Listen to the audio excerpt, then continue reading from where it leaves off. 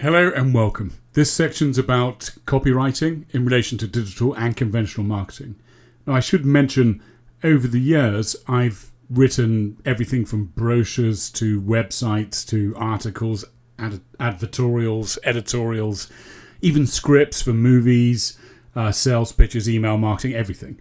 So writing as a marketeer is just part of the daily job. It's something that goes with the work. But then there's writing and there's writing.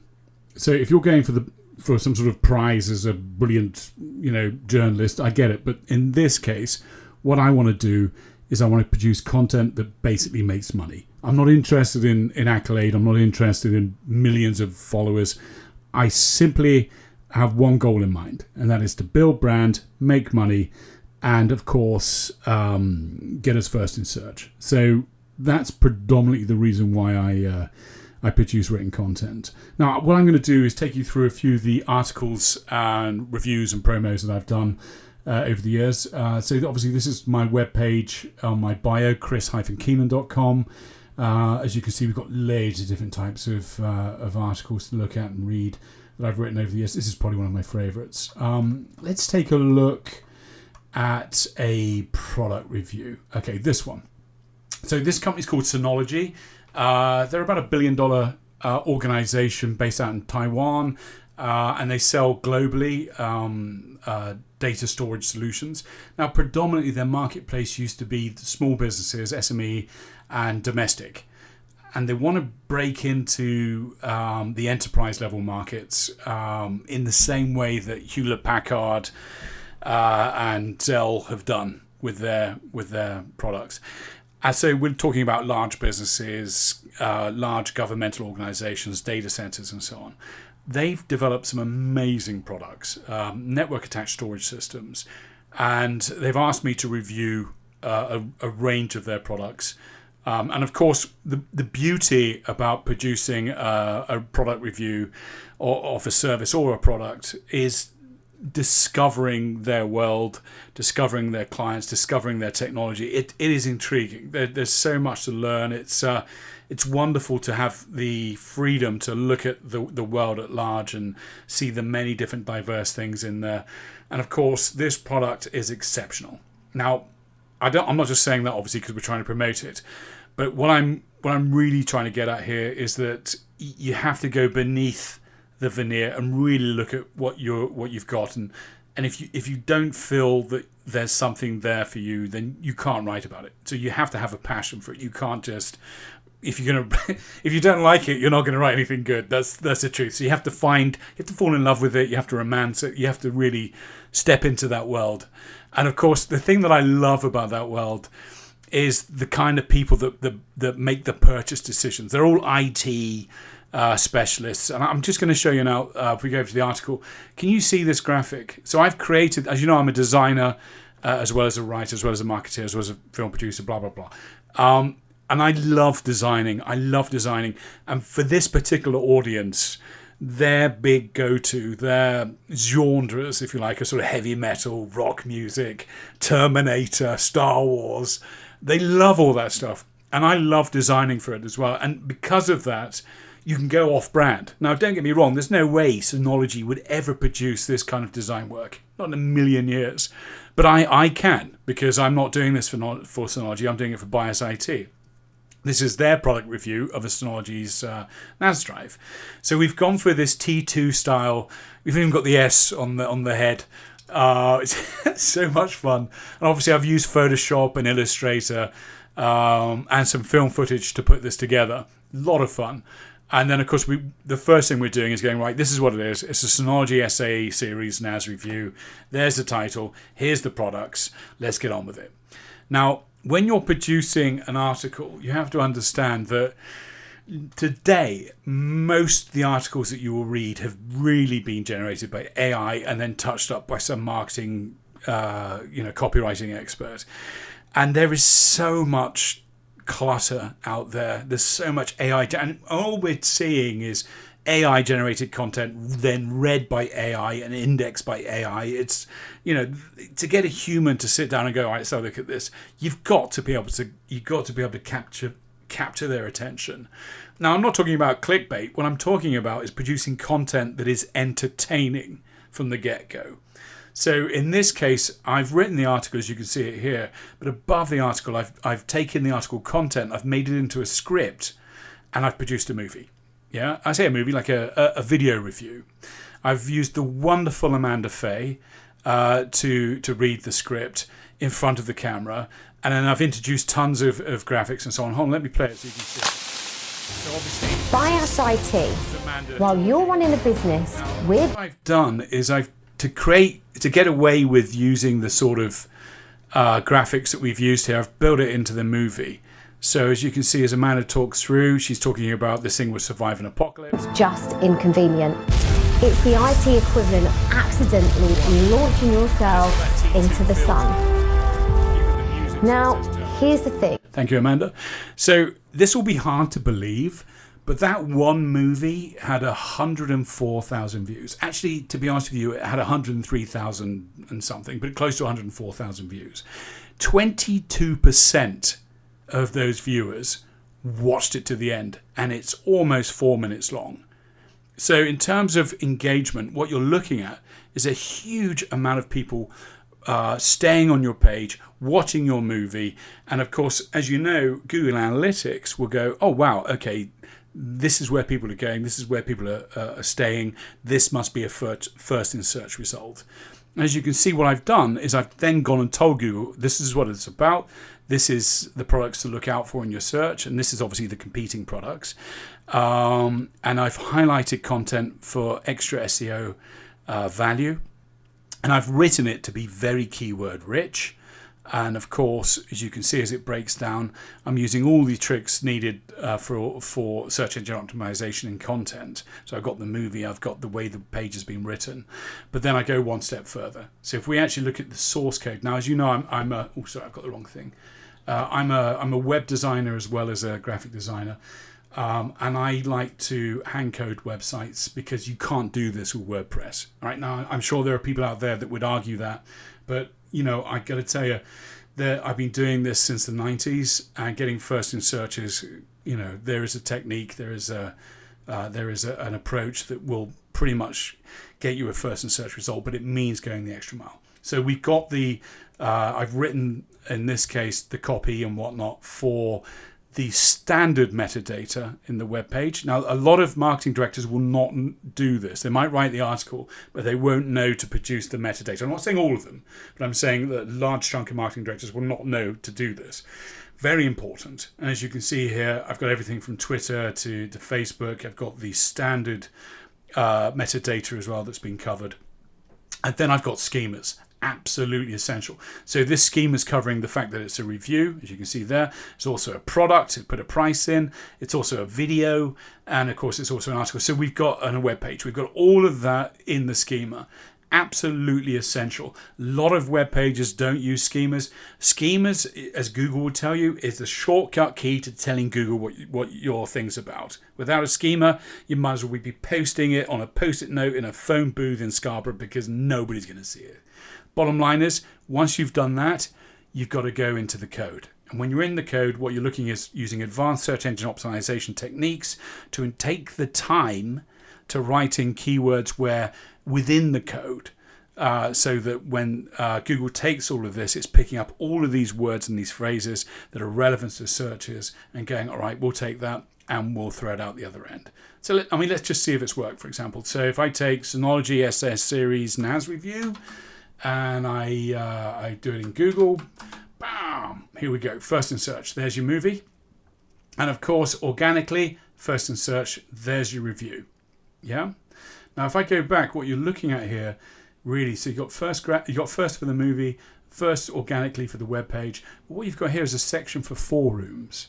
Now, if you were to produce this content and put it into a forum, it's going to be a bit more expensive because you need someone monitoring the forum and you need to be able to answer the questions that are coming in. And of course, about a product this technical, that's a lot of work. So I'm looking for an instant kill, and the kill's there, number one. I'll take number one and number three. If the client wants me to, or my employer wants me to, I will get them into Reddit or wherever as well. But in this instance, it's a very quick kill. We've got like 7 series products to do, so let's just get you positions 1 and 3. That should suffice for the moment. Of course, now that's how we do search engine optimization, and that's how we write a review or the content for an article to get a first in search result. And that's all well and good.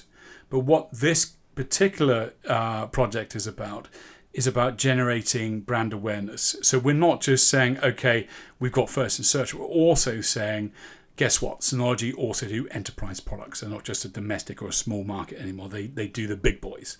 And that's working. So that's wonderful news.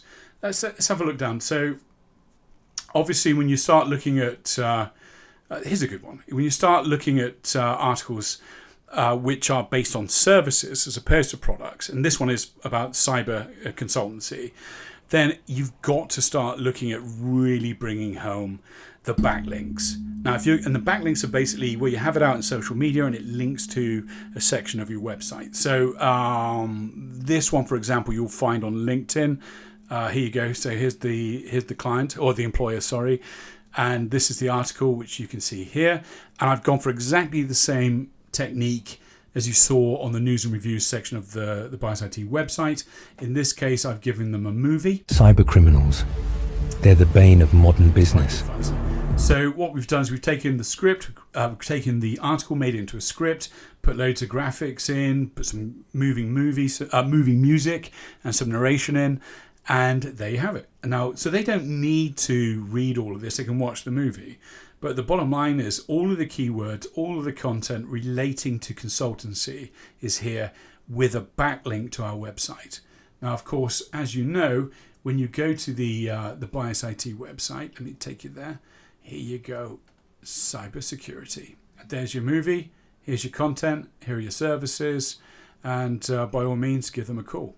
So we're now looking at producing content, as you can see here, for selling services. So again, the more content you produce around that subject matter in articles, promotions, web pages, the more likely it is you'll get a first in search result if someone's typing in cybersecurity consultants or consultancy for cybersecurity or data protection or whatever. So producing written content, or as we call it, copywriting, which is keyword rich and focused towards selling service or product, is absolutely essential for building a business's income. So i.e. getting you out there and driving in new clients, new leads. But I say that's just service-driven or product-driven sales.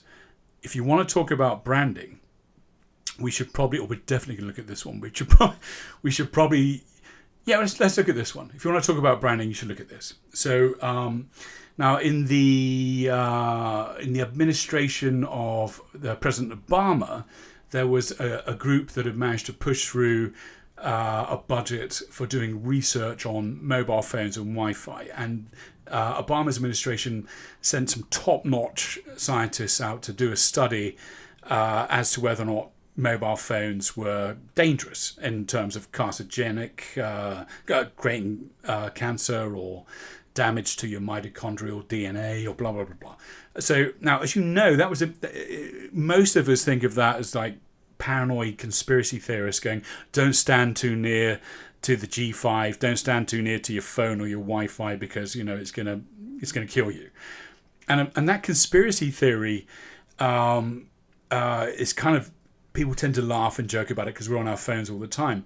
But it turned out that the Obama administration's researchers came back with very conclusive data that said, yeah, no, it's going to kill you.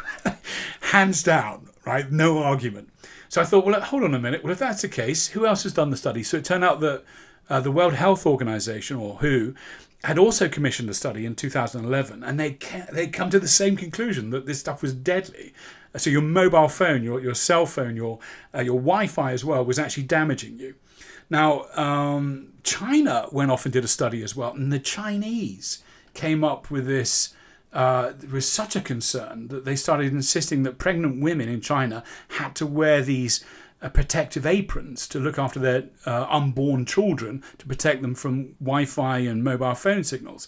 And when you start doing all the research, and I think in Israel, for example, the Israeli Ministry of Health did a study, and they said, right, we need, like with cigarette packets, we need to put a government health warning on mobile phone boxes when they're selling them. Like, this can cause cancer. So, and when I went back to the Obama's research, I thought, well, what have they done with this?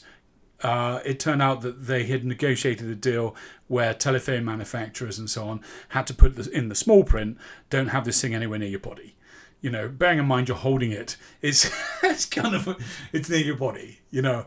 So a terrifying subject, an absolutely terrifying subject. And all of a sudden, matey blokey in his tinfoil hat and his cat in the tinfoil hat, which I love this graphic, by the way, a lot of clickbait there, we're absolutely right. So how do you break the news? And then more importantly, how do you do it to win new business? I know. So obviously you've got this, you've got to condense all of that, and take all of this complex stuff and simplify it so everybody can understand it in about 7 paragraphs, and then relate it to the service or the product you offer. So in this case, we've managed to do it quite successfully, and the end user, the person that's read and responded to this, is now seeing my client's brand as an ethical brand that's concerned about people's welfare. And of course, this is an electronics recycling brand, and the brand itself had actually gone off and helped change legislation in the United States. Actually, the company director, Jim Entwistle, had gone out there and helped push this bill through Congress to ensure that the Americans were recycling electronics correctly. And I've got to tell you, I was involved with that process. It was a huge honor to help with that. But of course, it all came about by creating a brand that had the kudos to be able to step forward and say, okay, you know, this is an ethical issue. And of course, by producing articles of an ethical nature, you're building on that brand, and that's where copywriting in this style really pays dividend.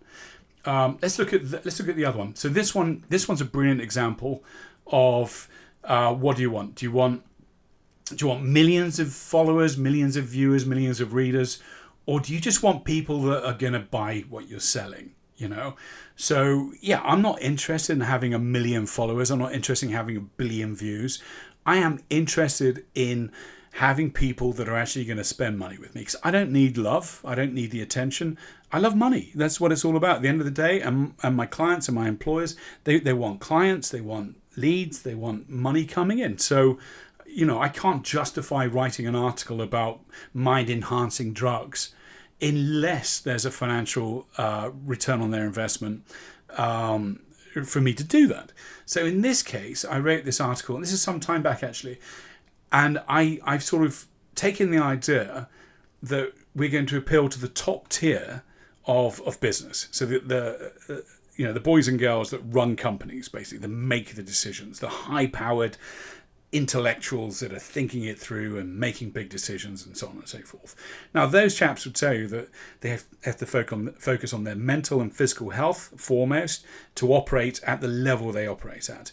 And when they see on LinkedIn or wherever an article pop up that says there's mind-enhancing drugs that can help you do your job, they're going to go, are there? What are they? Right? Not like they're going to take them, but just out of curiosity, because these are highly competitive people. We've seen people in Olympiads and athletes taking steroids. So believe me, in the high-end world of commerce, you know, if there's a mind-enhancing steroid drug, yeah, you're going to take a look at it, right? So I've written this article, and it is just humorous from the get-go. It is all about being funny. That if you're not being funny, then this article would open itself up to a lot of criticism, and you can't take that risk. So you might notice there's a Matrix reference in the graphic, the blue and the red pill, you know. But that to one side, it starts off talking about, you know, high-profile individuals that have been caught in scandalous situations, like President Clinton, for example, who went to Oxford and everybody said he was smoking pot, and he goes, well, you know, I did not inhale it. You know, so I think he might have done, right? But who knows? And of course, I think another president had a dreadful cocaine problem, blah, blah, blah, blah. And I've sort of looked at this from a point of view of humor. We're not going to take it too seriously. And it goes towards the idea of coffee, sugar, chocolate being these sort of stimulants that we depend on a day-by-day basis to get us through. I know a lot of CEOs, a lot of managing directors, a lot of presidents that take huge amounts of chocolate, because chocolate has sugar and caffeine, which are both highly stimulating mentally. I mean, sure, they should be doing omega fatty acids and vitamin B and all that stuff, but these guys are just shoving chocolate bars in and knocking it back with espressos and then, doing their magic. And of course, what it does is the article talks about a story, basically, of going from a mind fog to enlightenment through the process of eating chocolate and drinking coffee. And what happened as a result of this is we got a massive amount of response in the form of comments on LinkedIn from top flight executives telling us what their favourite brand of coffee was and how they would start their morning routine to get their brain fired up. It was such a successful article. Now, of course, like I said, I'm not looking for millions of followers, but out of those, there was about 37, 38 executives, high-powered decision makers that we wanted as customers. And what had happened is we'd opened a dialogue with them, a humorous dialogue with them. We were discussing about the coffee, talking about the high impact work that they're doing and how that has effects on your mental capacity and blah blah blah, and just building a relationship through chit chat. And this sort of article gave us something to focus on, and it wasn't a sell. We're not looking to sell them anything. It's a social media, and we're just being social.